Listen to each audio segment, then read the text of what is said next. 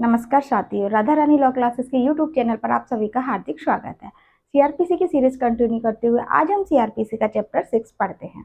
लेकिन सीआरपीसी का चैप्टर 6 पढ़ने से पहले चैनल को लाइक एंड सब्सक्राइब जरूर कीजिएगा।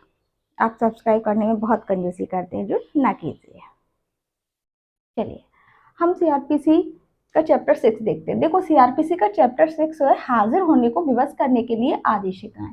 ये एक तरह से कोर्ट का बुलावा है। ठीक है, तो कोर्ट किस किस टाइप से आपको बुला सकता है, इसमें ये इसको पढ़ने के लिए हम इसको 4 भाग में डिवाइड करते हैं, जो कि अपना बैरक में भी दिया हुआ है। सबसे पहला होता है समन, दूसरा होता है गिरफ्तारी का वारंट,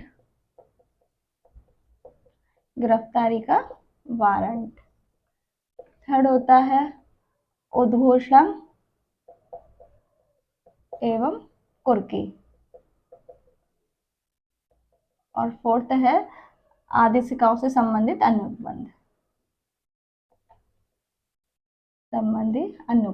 ठीक है, अब ये समन कहाँ से कहाँ तक दिया गया? अपना समन दिया है सेक्शन 61 से लेकर 69 तक।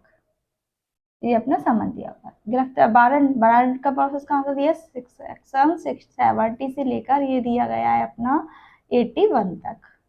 उद्घोषणा एवं कुर्की ये सेक्शन 82 से लेकर 86 तक दिया गया। और ये आदेशिकाओं से संबंधित अनुबंध ये सेक्शन 87 से लेकर ये दिया गया अपना 90 तक। ये हम पढ़ते हैं। देखिए, हम समन कहाँ कहाँ पढ़ते हैं? देखो, एक तो ये समन हो गया, समन दिया हुआ है अपना 61 से लेकर 69 तक। उसके बाद एक हम पढ़ते हैं समन मामला, समन केस बोल दो, समन मामला बोल दो। ये हम डेफिनेशन क्लॉज में पढ़ते हैं 2W में। उसके बाद हम पढ़ते हैं समन ट्रायल, ये हम चैप्टर 20 में पढ़ते हैं। चैप्टर 20 में ये शायद सेक्शन 251 से 259 तक देखते हैं हम ये।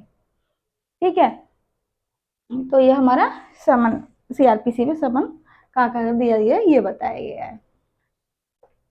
सेक्शन 61 देखते हैं। सेक्शन 61 में बताया गया है समन का प्रारूप।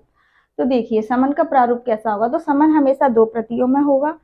और समन हमेशा 2 प्रतियों में होगा, और उस लिखित होगा 2 प्रतियों में होगा, और उस पर न्यायालय के हस्ताक्षर होंगे और मुद्रा लगी होगी न्यायालय की। ये 4 पॉइंट बिल्कुल याद करने हैं कि समन का क्या क्या प्रारूप होता है। ठीक है, सेक्शन 62 देखते हैं। सेक्शन 62 बताता है समन की तामीली। सेक्शन 62 बताता है समन के तामीली कैसे होगी। तो समन की तामीली देखो, पुलिस अधिकारी द्वारा की जा सकती है, अन्य अधिकारी कोर्ट के अन्य अधिकारी द्वारा की जा सकती है, या अन्य उसके लोक सेवक द्वारा की जा सकती है। लोक सेवक कहाँ बताए गए हैं? लोक सेवक कौन होते हैं? जो अपने सेक्शन आईपीसी के सेक्शन 21 में बताए गए हैं, वो लोक सेवक होते हैं। ये 3 आपको याद रखना है, कौन कौन करा सकते हैं समन की तामीली। सबसेक्शन 2 बताता है समन की तामीली उसको प्रदान करके यानी डिलीवर करके या उसको देकर की जाएगी। ठीक है, और थर्ड बताता है सबसेक्शन 3 इसका कि समन की तामीली जब हम समन तामील करते हैं तो उसकी एक प्रति जिस पर तामील की जाती है उसको दे दी जाती है, दूसरी प्रति पर उसका हस्ताक्षर करके कोर्ट को भेज दी जाती है।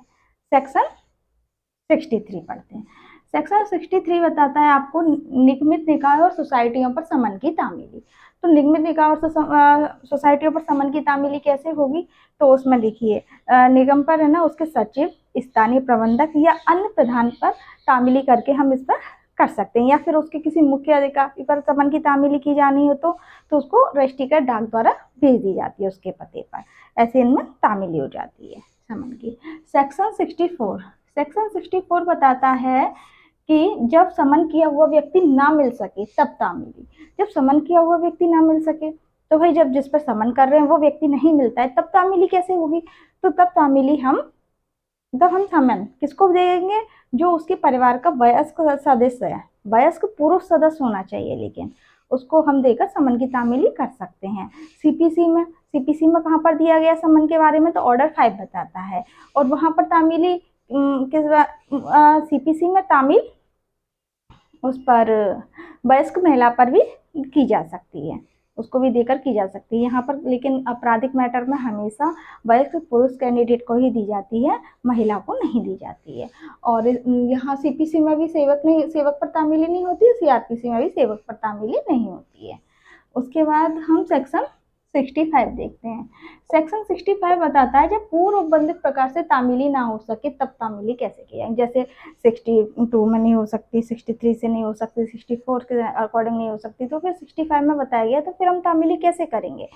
तो समन की तामील हम कैसे करेंगे, जैसे कोई व्यक्ति नहीं मिलता है, तो पहले तो हमने बता दिया कि भाई नहीं मिलता है तो हम वयस्क पुरुष को दे देंगे 64 में, लेकिन अगर उससे भी नहीं हो रही है तो फिर 65 का एक अतिरिक्त नाम दिया गया है, उसको आप याद रखना, कभी कभी उससे भी पूछ लिया जाए, उसको चस्पा तामील बोलते हैं। 65 को क्या बोलते हैं, चस्पा तामील। मतलब इसका ये है कि जब वो पूर्व उपबंधित प्रकार से तामीली नहीं होती है तो उसके सदृश भाग, उसके जहाँ वो जिसको तामीली करनी होती है, जहाँ वो निवास करता है, तो उसके जो उसका घर होता है, मकान होता है, उसके सदृश भाग पर चिपका दी जाती है समन, ठीक है, और वैसे तामील कर दी जाती है, तो वो परफेक्ट तामील मानी जाती है, उसको चस्पा तामील बोलते हैं। सेक्शन, अब हम पढ़ते हैं सेक्शन 66। सेक्शन 66 बताता है सरकारी सेवक पर तामील।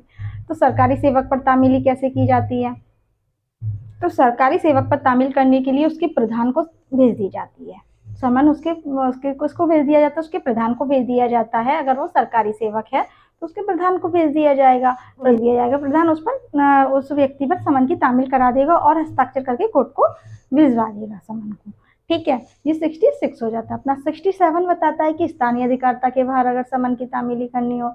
अब जब स्थानीय अधिकारिता के बाहर समन की तामीली करनी होती है तो फिर क्या करता है मजिस्ट्रेट, तो जहाँ उसको जिसकी स्थानीय अधिकारिता में तामील करानी जानी है तो उसको 2 प्रतियों में समन वहाँ के मजिस्ट्रेट को भेज देता है, या फिर जहाँ वो व्यक्ति जिस पर समन की तामील होनी है निवास करता है वहाँ के मजिस्ट्रेट को भेज देता है।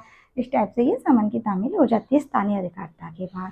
देन हम आते हैं सेक्शन 68। सेक्शन 68 बताता है अपना, सेक्शन 68 बताता है कि भाई जिस पर जो अधिकारी जो समन की तामील करा रहा है, अब उसको कोई अर्जेंट काम आ गया, वो कोर्ट में नहीं हो पा रहा है उपस्थित, नहीं हो पा रहा है, बता नहीं पा रहा है कि भाई समन की तामील हो गई है, तो फिर वो क्या करेगा इस कंडीशन में, उपस्थित नहीं होता है तो वो एक जो समन है उसको भिजवा देगा और उसके साथ है ना एक एफिडेविट लगा देगा कि ये मेरे द्वारा ही ये भेजा गया तामील है और मैंने तामील कर दी है, तो वो परफेक्ट तामील मान ली जाती है। देन आते हैं हम सेक्शन 69। सेक्शन 69 बहुत इंपॉर्टेंट है, इसको बोलते हैं अतिरिक्त तामील, क्योंकि ये क्या होता है, ये साक्षी पर तामील होती है समन की। किस पर होती है, साक्षी पर समन की तामील होती है, इसको अतिरिक्त तामील बोला जाता है।